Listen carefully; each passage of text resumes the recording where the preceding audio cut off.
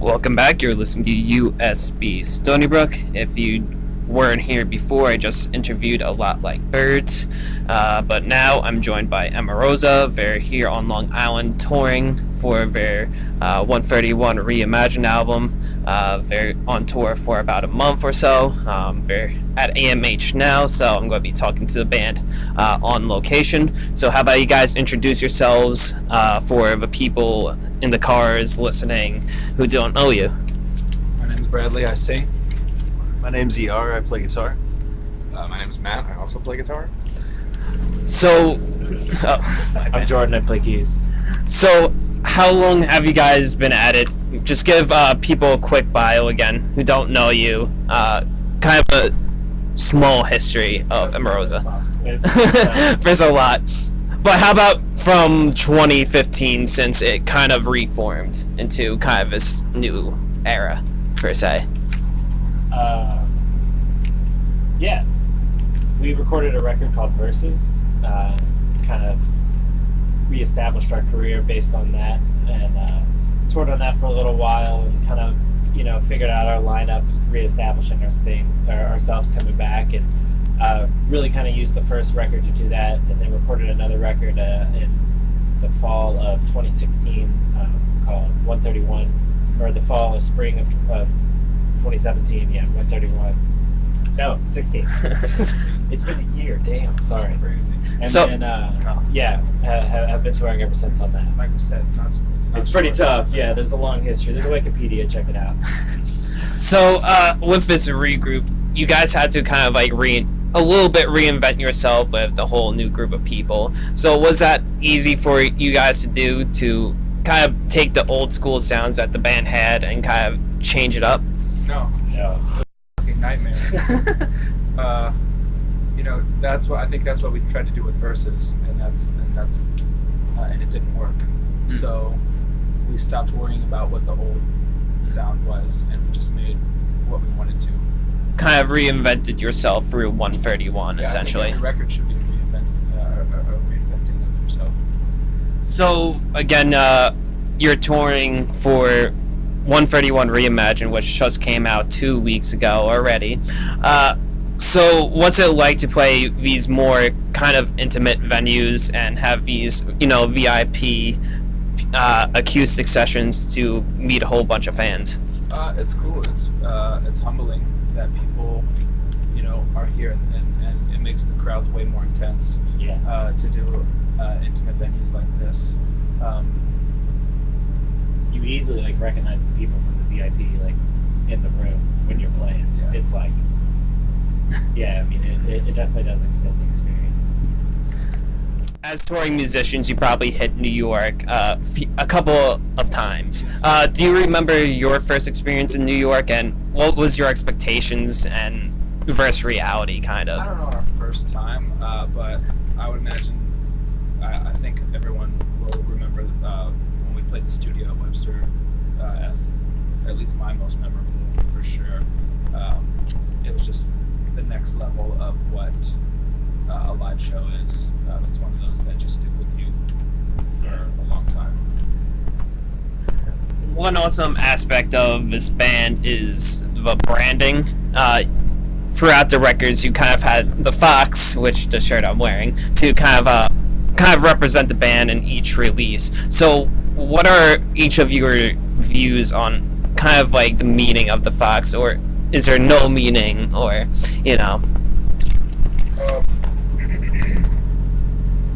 I think it's a strong branding, and the idea of the fox at this point has just represented this band up to this point. Yeah. Going forward, you don't know, what the move is, but for right now, it's and for records prior, it's just it can mean whatever you want it to mean, but it's just the best representation that we. actually kind of you saying that kind of that shift in color for each release kind of shows the shift of the band's direction. For sure. All right, so let's get serious and start talking about the record.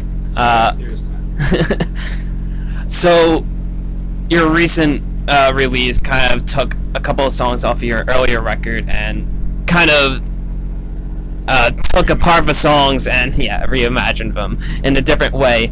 And you started this process with verses. Is this kind of going to be a regular thing, and does it help with you guys experiment with your sound for like future songs and future releases?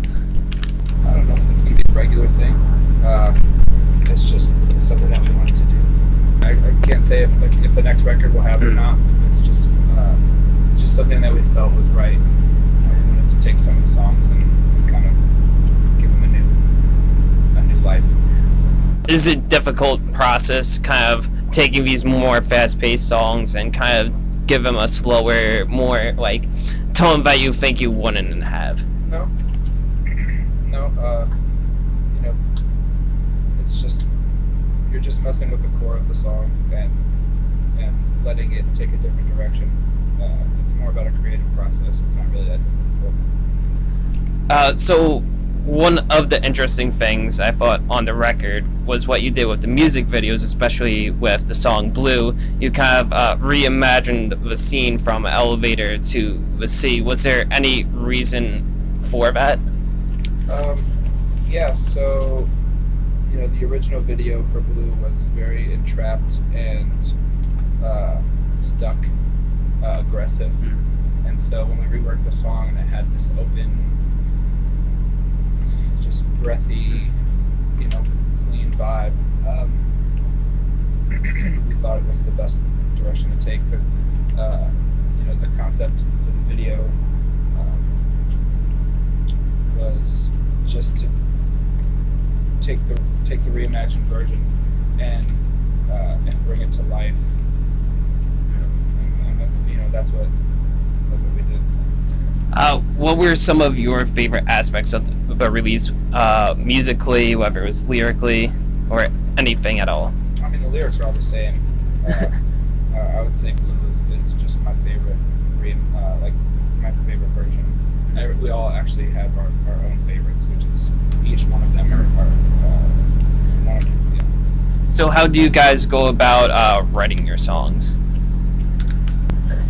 With this last album, everybody just kind of writes on their own in their own space, and then we get together in a room for a couple of weeks and hash out ideas until we get a core of structures of songs, and then from there we take it to the studio and start pre-production and working things out even further and just kind of fine-tuning everything.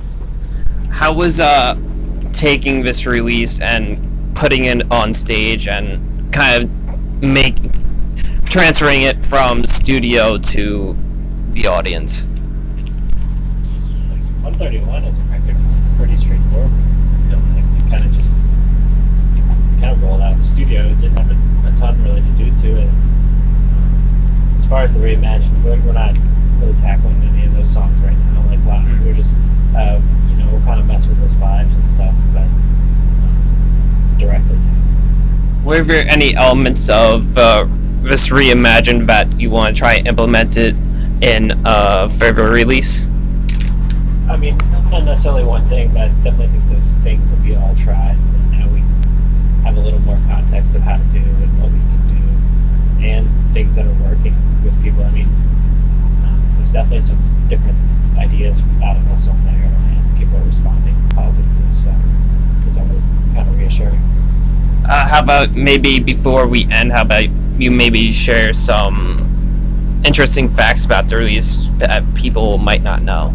Whether it's something in the studio that you've done. Song that was made, and it may come out sometime. Alright, so people stay up to date. So before we end, how about you guys just share where people can find you?